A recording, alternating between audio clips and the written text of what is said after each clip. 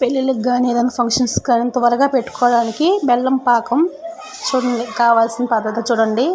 వాము ఉంటే చాలండి. వాము బెల్లంతో మనం గోరింటాకు తయారు చేసుకోవచ్చు. 6 నెలలు నిల్వ ఉండుద్దండి. ఇలాగ చూడండి.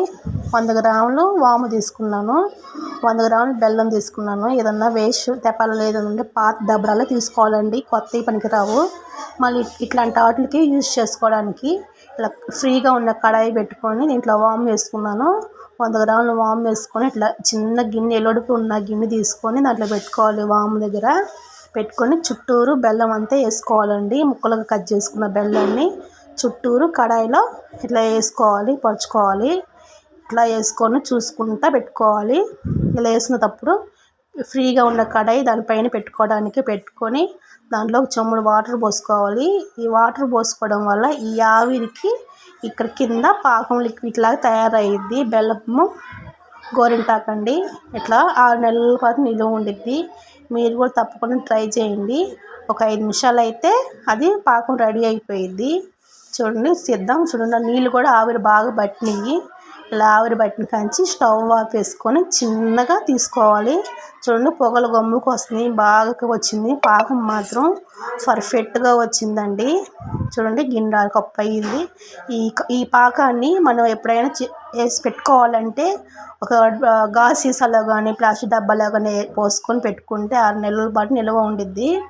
ఇలా మనకి ఎప్పుడైనా కావాలన్నప్పుడు 1 స్పూన్ 2 స్పూన్ పోసుకొని కుంకుమ వేసుకొని కలుపుకొని పెట్టుకోవచ్చు. తొందరగా బాగా మండిద్ది ఎర్రగా.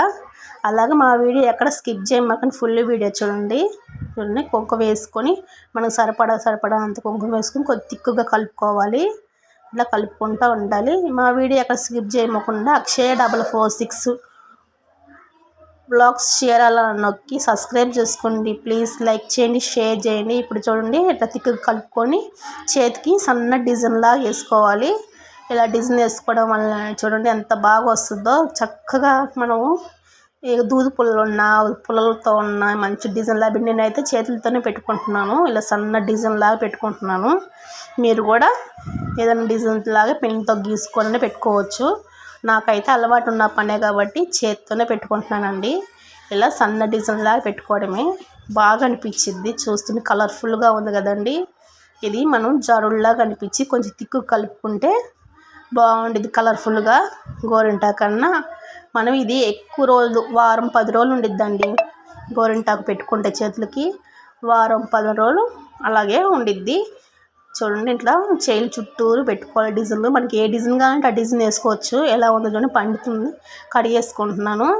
చూడండి బాగా ఎర్రగా మనం ఎట్లా కడుక్కున్నా కానీ చెయ్యి వాష్ చేసుకున్నా బాగా నిండుగా అనిపిస్తుంది. పక్కన వాళ్ళందరూ బాగా స్మెల్ వస్తుంది ఏందా అనుకుంటున్నాను. వంట గోరింటాకు లైక్ చేయండి, షేర్ చేయండి.